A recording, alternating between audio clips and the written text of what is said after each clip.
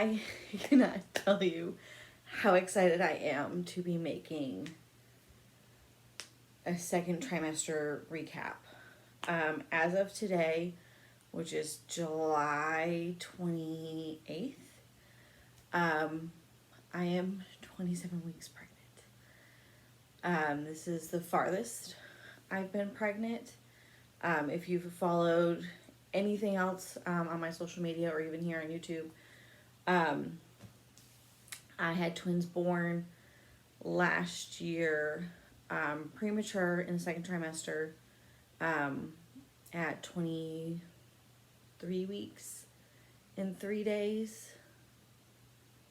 Yeah, I believe so. And they're both up with our great Lord Jesus. So this is super exciting. I am feeling an overwhelming calm, because they tell you to get to 24 weeks. 24 weeks is great survival rate. That's what they say. And again, I apologize for the AC, but again, it is so hot here in Texas. It is so hot. So I am basically living inside, becoming a vampire. Getting to the 24-week mark this time around, given most of this pregnancy, I've just felt calm. I have felt relaxed. I haven't really felt anxious or any of the other kind of feelings I was feeling the first time around with the twins. Maybe because it was twins and this is just one. I don't know. And say hello to Phoenix. She does not leave me alone nowadays. So 24 weeks, we celebrated the boys' birthdays and their passings, just Patrick and I together. We just relaxed at home and we're just together. And that was kind of something that we wanted to do. My wonderful family bought a little memorial plaque for the boys to kind of put out in my garden. So definitely thankful for them. Then took our 24-week shot of progesterone and continued to trudge on. And as we got closer to this 27-week mark, I've just been extremely grateful for a small little vial of medicine, and everything that's gone great this time. So it's still mind-boggling to me that, you know, there's like a human inside of me. Definitely kicking. We know it's a boy. We did, last pregnancy with the twins, we did like a surprise gender reveal where Patrick and I did not know. This time around though, we wanted to know, and we wanted it to be a little bit more intimate where we got to know, and then we surprised our families with it. So we got our grandparents together at our new house and had like kind of like a little party, and had little confetti poppers and stuff like that, and found out that we were having another boy. So I have always imagined myself being a boy mom, just because I am super girly in some senses, and you know, want to do the dresses, bows, hair, stuff like that, because my younger sister never wanted me to do any of those things with her when we were growing up. So I figured since I really, really wanted a girl, I was going to end up with a boy anyways. So it's whatever. This video, I was 22 weeks pregnant. And a lot of these I'm kind of like catching you up because a lot of them I've just been terrified to post, to talk about, to say anything about, because I've just been kind of like waiting for a ball to drop. And I know that's like horrible to say and like horrible to feel, but that's what it feels like after you've had a loss. Sorry.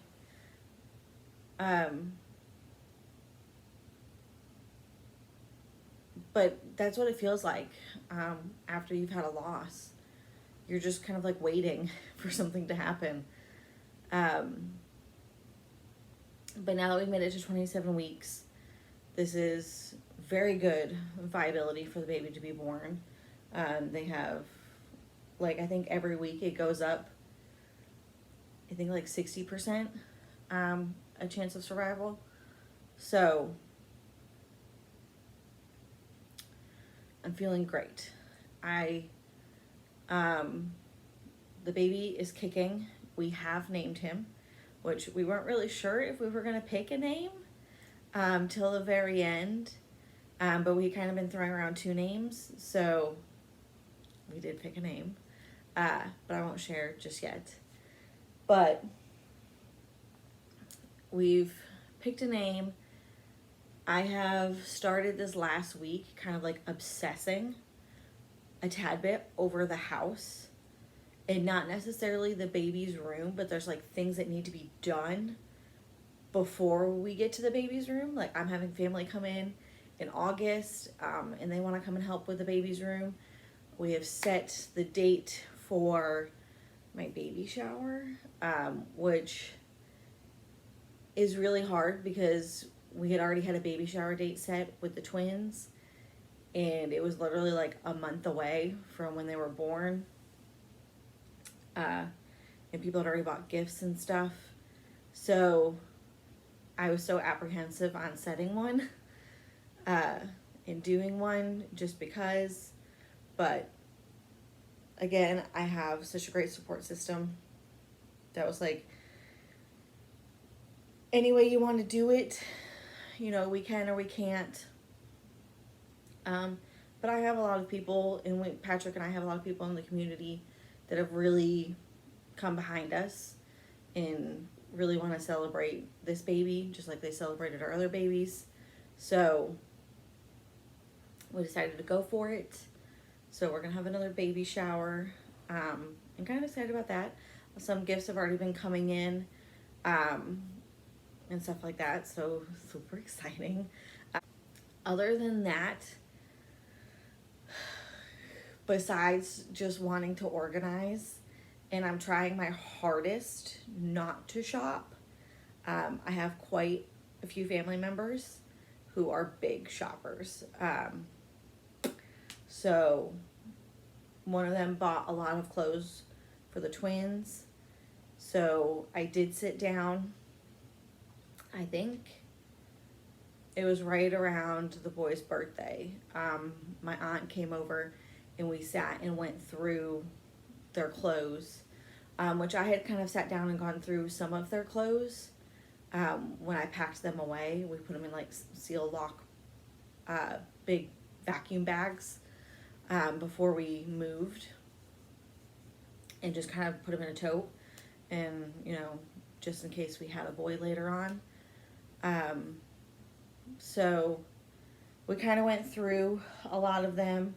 There was only a few things that were like super twinish, like that said twin on them, like thing 1, thing 2. And I had kind of already put that in their murals.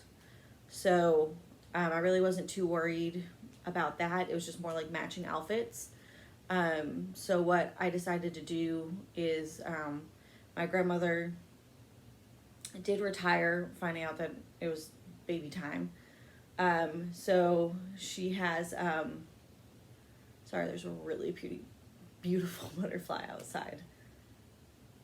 That is a really pretty, beautiful butterfly. But if I move you, I'm afraid it's gonna fly away.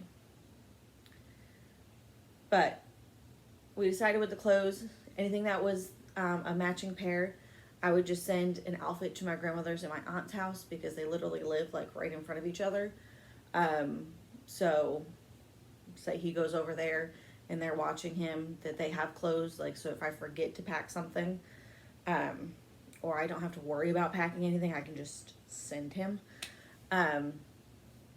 So that they have clothes over there. My aunt bought like a little dresser to put stuff in for him. So, and I still have like another whole bag to go through that we haven't gone through yet because it was more like 2T and up clothes, I think.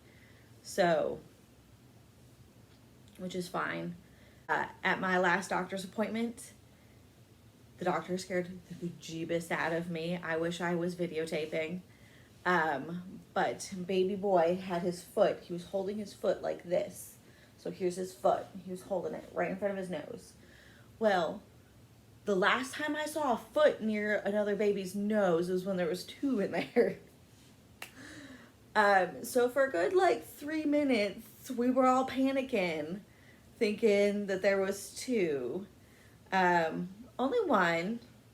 Only one. I mean, there still could be another one in there hiding, but never know. But still looked just like one. So, but my cervix is still great. It's been super long in all my appointments. My placenta is still low. It has basically not moved since my last video. We thought it had kind of moved because I get an internal ultrasound and I get an external ultrasound every 2 weeks. But it still has not moved. So at this point, I'm okay if it doesn't move. I'm okay if it does move. It truly does not matter to me. As long as, again, we are both Earthside, safe, healthy, happy, here on Earth, I'm fine. I'm fine. I'm starting to get short of breath. Super short of breath. Super thirsty. Given like I was thirsty like kind of throughout most of this pregnancy, but now it's like Sahara Desert 24/7. Like I take a nap and I wake up and it's like just dry. But the testosterone is making me break out a lot more, which is great, but that's just a side effect. Still makes me super tired.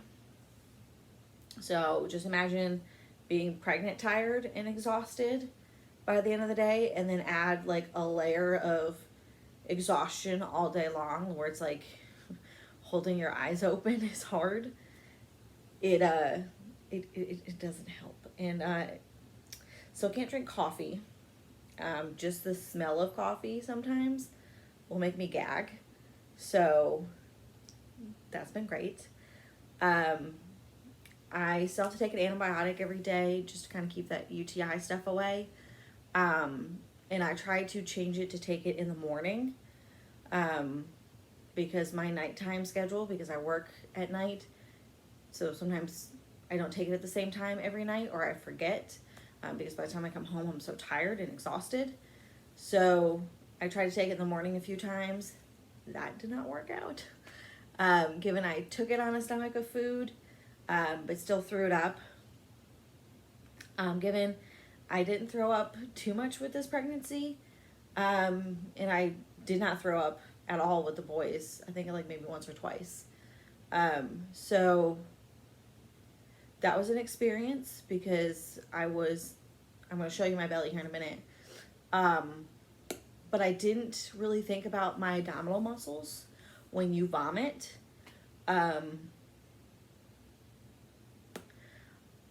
Given this is TMI at this point, but everything like got really, really tight when I was vomiting, and I peed like full on, and I cried, calling my husband, crying, calling the OB because I thought like my water broke, like because I was vomiting. Given it did not. He was just like, no, sometimes that happens, it's okay. Especially since my abdominal muscles are kind of weak from being pregnant with the twins. So, and I'm definitely feeling that now. My upper ribs, or my lower ribs, I should say, are very sore. Like, I can feel it expanding to move. So, like, the back part over here just hurts so bad. But he's definitely kicking up there now. I can feel like when he's like switching positions, and he's kicking and moving all the time. Patrick now will talk to him, and when he's talking to him, he'll like kick at his general direction.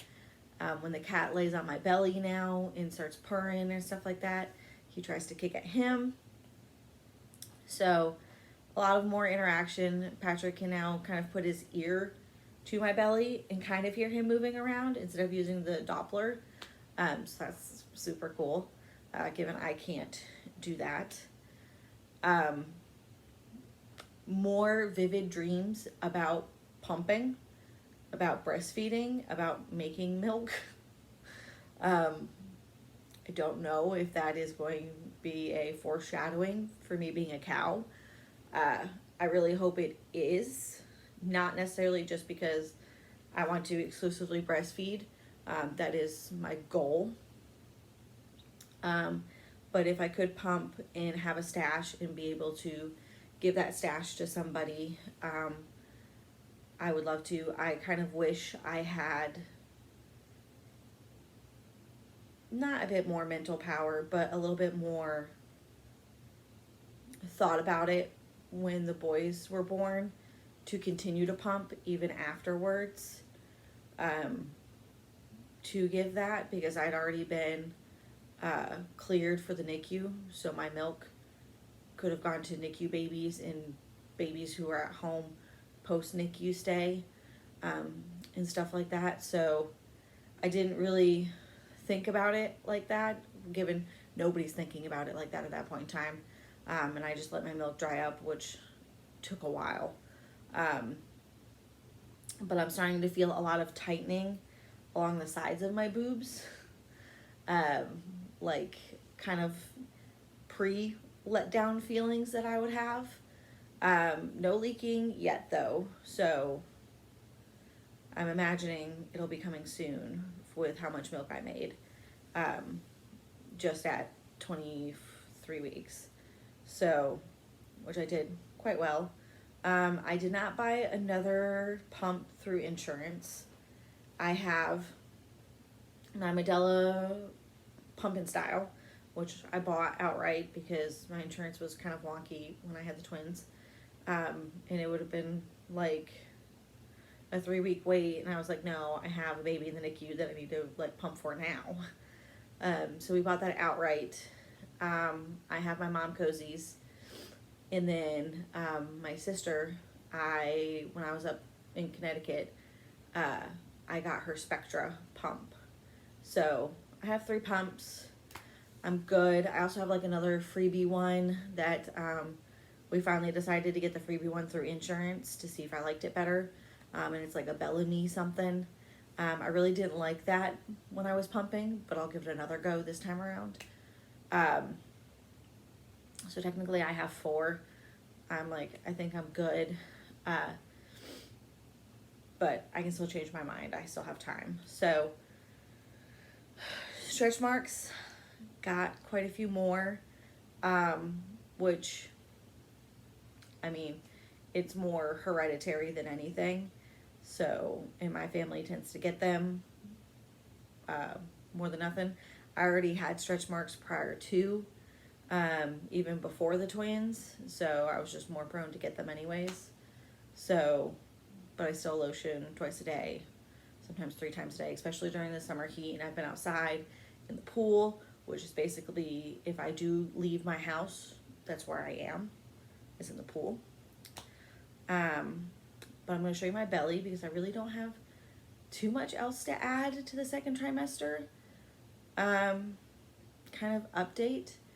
I'm super excited going forward. I'm going to try to do some more weekly vlogs now, because I really don't know what is going to be happening. I do have my glucose test next week, so that's going to be fun. Really hoping I pass it, because at my last appointment last week, he's already guesstimating weighing over 2.5 pounds. So, I mean, I'm happy to have a big baby. I'm happy to have a small baby. I'm happy to have a baby in general. So, but as long as everything's healthy and happy. Okay. So, from the front, from the side, some of my pregnancy tops aren't like coming all the way down anymore, like covering. That was the cat, by the way. on the side. And some of my pregnancy things aren't like as stretchy down like where the jeans are. So those have made it to the back. I do have some kinetic tape on. I used to have 2 right here, but those have come off. So it's from the side, from the front. I can start, I'm seeing a line. This was my old belly button piercing, but I do have quite a bit of stretch marks. That's all right. But definitely feeling heavy. Heavy. So yeah, 27 weeks, and we have to get to, and I just realized I have stain. So at 36 weeks, which is about less than 90 weeks away, he said that I can stop my progesterone shots. And if I stop my progesterone shots, I'm hoping he's telling me a few weeks beforehand I can try to prep my body for labor to maybe like get things a-moving. So who knows how fast baby will come. So 9 weeks. 9 weeks. It feels like forever, but it's gonna be tomorrow. That's what it feels.